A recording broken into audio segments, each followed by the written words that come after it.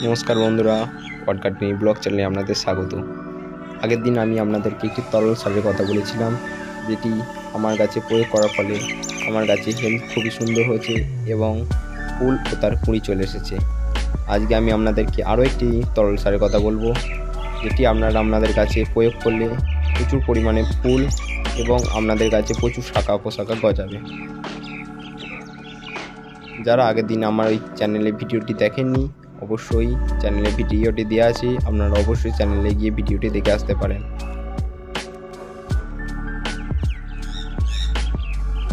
এটি হচ্ছে শুকনো ঘুঁটে। আপনারা কি করবেন, 4-5টি ঘুঁটের টুকরো নিয়ে জলে দিয়ে দেবেন এবং তার সাথে যোগ করবেন শুকনো পেঁয়াজের খোসা। আমার কাছে একটু অল্প পরিমাণেই আছে, আপনাদেরকে দেখানোর উদ্দেশ্যে আমি এটি অল্প পরিমাণেই দিলাম। আর আপনারা এটি ভালো করে জলে ডুবিয়ে দেবেন এবং একটিকে 1 সপ্তাহ ধরে পচতে দেবেন। 1 সপ্তাহ পর আমার তরল সারটি হয়ে গিয়েছে। এরপর আপনারা যে কাজটি করবেন, সেই শুকনো পেঁয়াজের খোসা এবং সেই শুকনো গোবরটি আপনারা তুলে নিয়ে ভালো করে ছেঁকে নেবেন। এটি সমেত যদি আপনারা আপনাদের গাছে দেন, তাহলে আপনাদের গাছে ফাঙ্গাস লেগে যেতে পারে।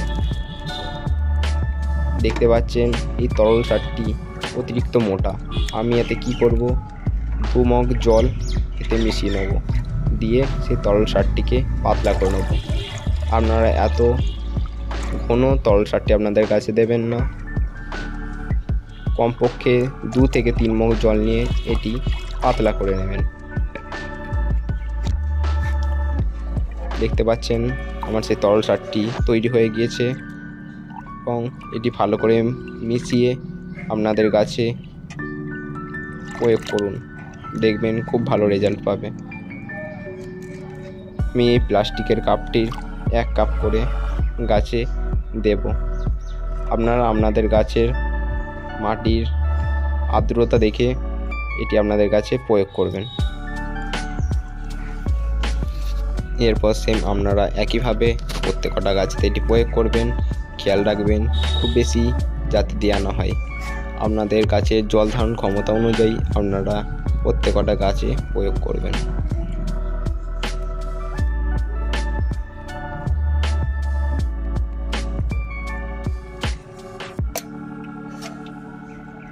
আপনারা দেখতে পাচ্ছেন এর আগে আমি যে খোল পচা জলটি দিয়েছিলাম, সেটি দেওয়ার ফলে কত সুন্দর সেটি গাছের উপরে কাজ হয়েছে। আপনারা প্রথমে সেই খোল পচা জলটি দেবেন, তার 10 দিন পর আপনারা এই তরল সারটি দেবেন।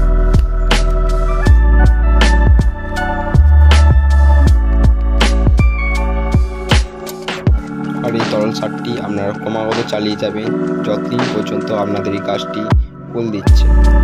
এটি চালিয়ে যাবেন, দেখবে খুব ভালো রেজাল্ট পাবেন।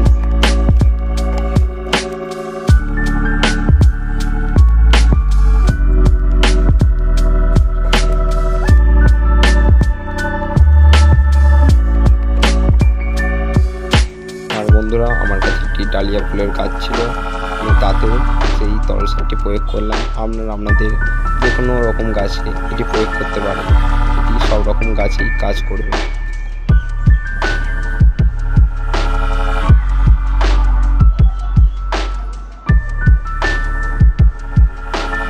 বন্ধুরা, আরেকটি কথা, আমি যে তরল সারটি প্রয়োগ করলাম এতে আমি শুকনো গোবর এবং পেঁয়াজের খোসা দিয়েছি।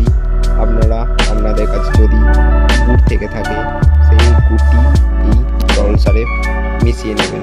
আমার কাছে যেহেতু ছিল না, তাই আমি এটাকে দিতে পারিনি। আপনাদের কাছে থাকলে অবশ্যই এটি দেবেন।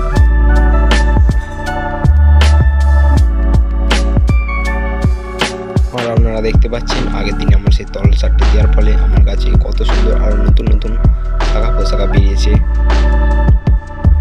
এবং প্রচুর কুঁড়ি আসতে শুরু করেছে।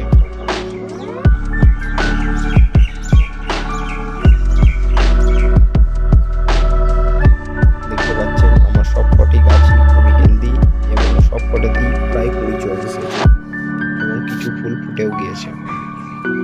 তো বন্ধুরা, ভিডিওটি আমি এখানেই শেষ করছি। যদি ভিডিওটি আপনাদের ভালো লেগে থাকে, তো তবে লাইক শেয়ার সাবস্ক্রাইব অবশ্যই করে দেবেন। তো দেখা হচ্ছে পরের ভিডিওতে, ততক্ষণের জন্য টাটা।